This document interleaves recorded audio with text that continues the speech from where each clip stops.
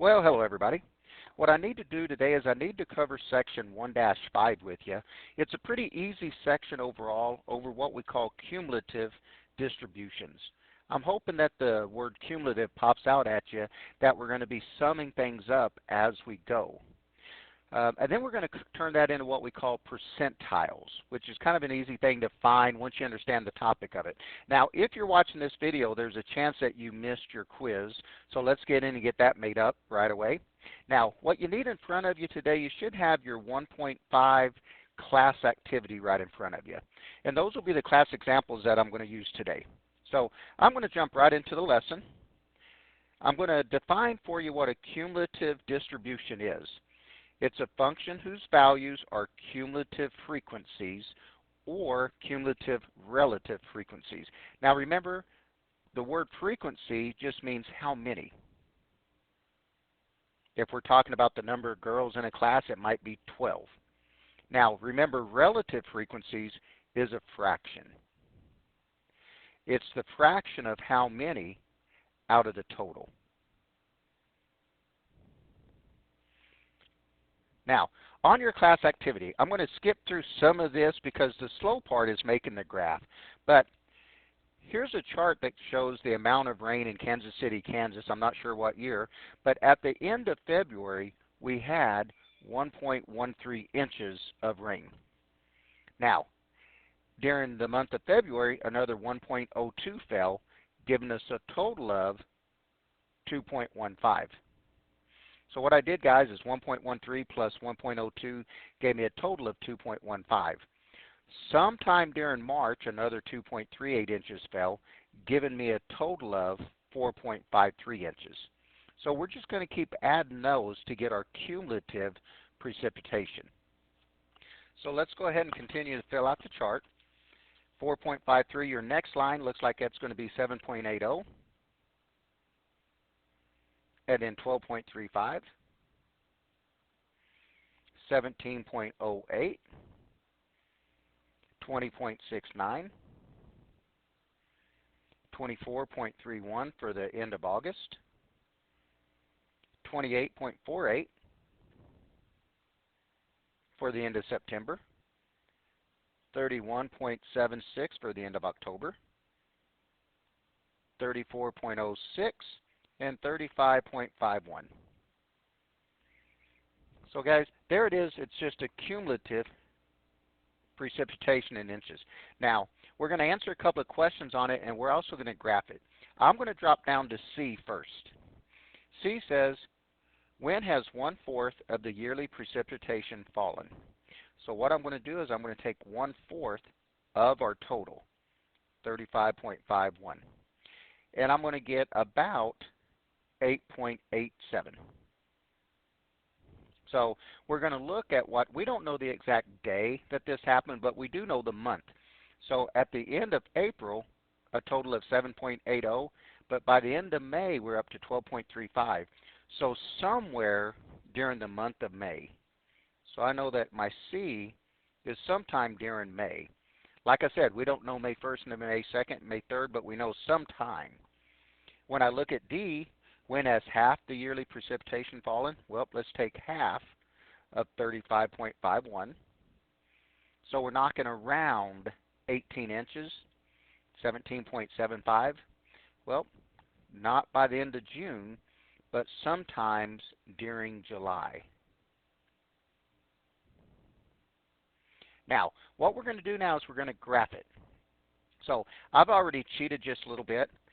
Down here, I've already listed my months. January, February, March, April, May, June, July. Now, what I need to do is on the side, I need to list my cumulative rainfall. So you get to decide what we count by. Your classmates have decided that we're going to count by 4s. So here would be 4, 8, 12, that would be 16, 20, 24, 28, 32, 36. And then we just do a bar graph showing how it's accumulated. So at the end of January, we're just up 1.13 inches. During February, now we're up about 2.15 inches. During March, I'm up over 4.53. So I do want you to notice how my bar graph is growing. Now, to save some time during the video, I went ahead and finished it off. Looks like my numbers shifted down a little bit, but that is what your graph should look like. Since it's cumulative, in this case, it should be growing. Now, don't always assume that your graphs are going to grow. If I'm taking money out of my savings account, my cumulative amount can also go down. So, there's that one. If you will, buzz over to your number 2.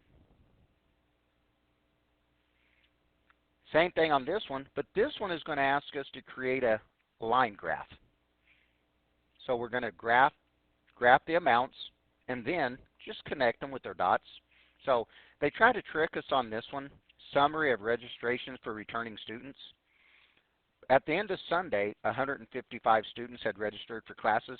That means during Sunday, 155 must have registered. 470 registered on Monday, giving us a total of 625.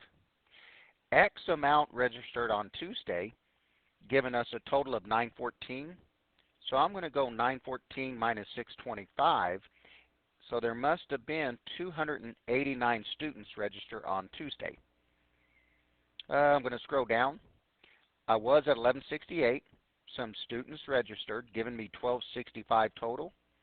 So I'm going to take 1265 minus 1168. So it looks like 97 students must have registered on Friday. And on Saturday must have been 85. So now, guys, once again, this is your graph. So I need down here, I need the days.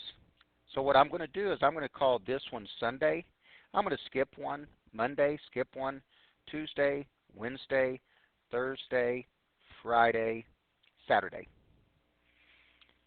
So these are my days down here. This is going to be my cumulative frequency up here.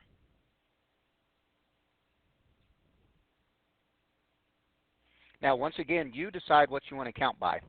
I've got to get us up to basically 1,400, so we can count by 150s. We can count by 200s. I might count by 150s.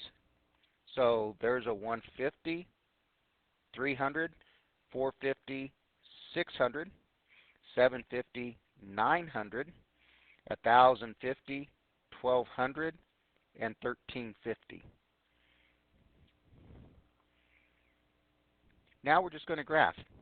At the end of Sunday, we're at 155. So I'm going to put a dot right there. Not a bar graph because we're not creating a bar graph, but a dot. At the end of Monday, I was up to 625. At the end of Tuesday, 914. At the end of Wednesday, 1,050. So right on my dot. 1168 for Thursday. 1265 for Friday. And 1350 for Saturday. Now, what I'll do normally, guys, is I'll put a ruler down so I've got line segments on this that's nice and flat. So there's that. There's that. That. You'll know which graph to do because of the directions. So you can answer questions on which day of the week had the most. Two ways. You look for the steepest part of your graph, or you come into your table. Okay. Now I can answer these questions. When at half the students registered, well, I'm going to take half of 1,350, and we're going to get 675. So we're going to look at what day that we beat 675. Not quite on Monday yet, by the end of Monday, but for sure sometime during Tuesday. So that's how we answer those kind of questions. So guys, there's the front side of your examples. Now, I need to define for you what percentiles are. Percentiles is a set of numbers is a value in the set such that p% of the numbers are less than or equal to that value. So when I do this, it's the number at or below divided by the total number. Now, while I got you a little bit confused what a percentile is, I've added in just another example here. I'm not going to list them all because of the time that it takes, but I want to show you how a percentile is figured. So suppose they have 25 test scores, and we're going to order them from highest to lowest, and they look like that. To figure out the percentile, the 43, he's the first score, the lowest score, out of 25. If you run that through your calculator, you're going to get 0.04. That means this is the 4th percentile. In this example, that means there's no first, second, or third percentile. The 54, he's the second lowest out of the 25. So in this case, he's the 8th percentile. Can you see how that works? The 56 is the third out of 25, so this is the 12th percentile. Now, some things that it means, there's no such thing as a 9th, 10th, or 11th percentile. Now, let me jump up to these 68s. I've got 1, 2, 3, 4, 5, 6, 7, 8, 9. So the 68s would be the 9 25th. So they would represent the 36th percentile. So there's kind of how you figure those. Now, come back to yours examples here. Suppose that you have the third highest score in a class of 25. In what percentile would you be? Well, if you've got the third highest score, that means 2 people beat you. But that means you are 23 out of the 25th. 23 scores are at or below your scores. So you would be at the 92nd percentile. On my number 4, suppose that you have the 13th highest score in the class. 13th highest. So that means 12 are below you, and there's you. So you would be the 13 25th. Now, when you run this through, these come out nice. But if you ever get a decimal, you always round down on a percentile. So you would be the 52nd percentile. Now, come over to your number 5. We're going to figure up all of the math on this. So what I'm going to do is, if you would, on your frequency, do as I do. Let's sum your frequency. So what this is Miss Jones gave a quiz in advanced chemistry, and her students did poorly. After much consideration, she allowed the students to study the material and take yet another quiz. The table below shows the percent change and the frequency of students who achieved that change in their overall score. So it means one person had a 1% increase, 2 people had a 2% increase, 2 people also had a 3% increase. So at the bottom, let's list your frequencies.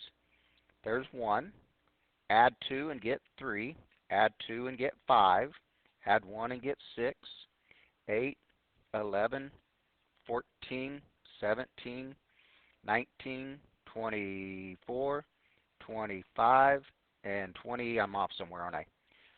1, 3, 5, 6, 8, 9, 10, 11, 14. There I am. So he's going to be 18, 20, 25, 26, and 27. Now, in percentiles, there's no such thing as a 100th percentile and no such thing as a 0 percentile. The best you can be is 99th, and the lowest you could ever be is 1. Now, up top, I'm going to figure the percentile of each of these. So the percentile for the frequency of a 1% would be 1 divided by 27, rounded down. So this would represent the 3rd percentile. To get the next percentile, we're going to take 3 divided by 27, rounded down. So this would be the 11th percentile. On my next one, I'm going to take 5 divided by 27, rounded down. So this would be 18. Now, since we're on a video, I'm going to go ahead and fill out the rest. You would have a 22nd, a 29th, a 40th. We would have a 51st. We would have a 66th, a 74th. The 12 is a 92, 96, and 99. Now, guys, I want to point out something while we're here. There's no such thing as a first or second percentile in this problem. There's no such thing as a 4th, 5th, 6th, 7th, 8th, 9th, or 10th percentile in this problem. So here comes the questions. How many students are in Miss Jones's class? Well, 27. What is the percentile ranking among the students with the percentile change of 4? Well, we got two ways to figure this. Just go look, since we already labeled it, they would be at the 22nd percentile. The other way to get it, you would come over and look at your cumulative amount, which would be 6 out of the 27, which would be 22.2, rounded down. Percentiles are always rounded down. What's the percentile ranking among the students with the percentile change of 13? That would be a 26 out of the 27, rounded down, so we're at 96th percentile. Percentile ranking among students with the percentage change of 12. We know the answer is 92, but we also could figure that by 25 out of 27. Now, what I'm going to do here is instead of going to my next page, I'm going to do E, F, I'm going to do those right here, because that way I have your numbers right in front of you. So E says, is there an 89th percentile? Well, if you look at your top there, if you see an 89, the answer is yes. If you don't see an 89, the answer is no. So in this case, the answer is no. Here's the other way to get this. I'm going to take 0.89 times 27, and I'm going to get 24.03. Rounded correctly is 24. I'm going to look down here on your frequencies and see if I have a 24 as a bench number. When you look, 24 isn't a bench number. It falls right in there, but it's not a bench number. It's got to be what I consider a bench number to be a percentile. So E would be no. F, it says, is there an 85th percentile? We already know the answer is no because I don't have an 85 up here. But I'm going to go 0.85 times 27, and I get 22.95. Since we're not naming the percentile, round that to 23. Just round like you would. And see if 23 is one of my bench numbers down here. Since it's not, there is no 85th percentile. My G, is there a 40th percentile? I'm going to take 0.40 times 27. I'm going to get 10.8, which rounded correctly is 11. 11 is one of my numbers. So yes, there is a 40th percentile, and it happens to be the 6% change. So guys, there's how we figure percentiles. F said, my other F, as I kind of run out of room here, my other F says, what percentile is the median? Well, I've got a total of 27 scores. I got a total of 27 scores. That means there's 1 in the middle, there's 13 in front of it, and 13 behind it. So he must be score number 14. So 14 out of 27 would give me a percentile of, and then we got that. So if when I look at that, it looks like we'll have that 7% chance, the 14th score. Okay, so guys, there's the lesson.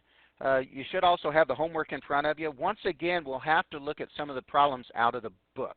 So good luck on that. Come in and see us if you have any questions.